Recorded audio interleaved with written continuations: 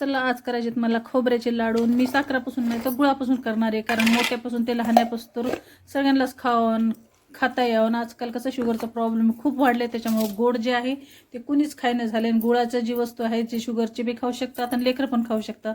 तर चला आज करायचे मला खोबऱ्याचे गुळाचे लाडू. जे खोबरं आहे ते आहे देवाचा प्रसाद, वाया न जावं म्हणून मी त्याचे लाडू करीत आहे. आधी तर थोडंसं तूप टाकून मस्त जे आहे खोबरं आपल्याला भाजून घ्यायचं, जसं की मी मिक्सरमधून काढले, तुम्ही खिसून पण घेऊ शकता. आणि थोडंसं मग मस्त गव्हाळ भाजलं की त्याच्यामध्ये आपल्याला टाकायचं आहे गूळ, मग थेंबर पाणी टाकायचं आहे ज्याचा की पाक होईल. आणि मग थोडंसं हलवून घ्यायचं आणि एकदम गार झालं की त्याचं पाण्यात हात घेऊन मस्त गोल लाडू बांधायचे आणि एकदम सुपर आणि चविष्ट लाडू. आणि मोठे पण खाऊ शकतात आणि शुगर फ्री पण आहे, जसं की शुगरचे खाऊ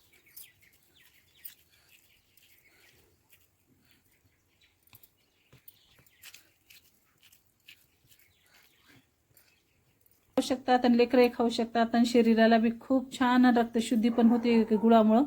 तर कसे वाटले लाडू नक्की करा आणि आपल्या लेकरांना खायला द्या.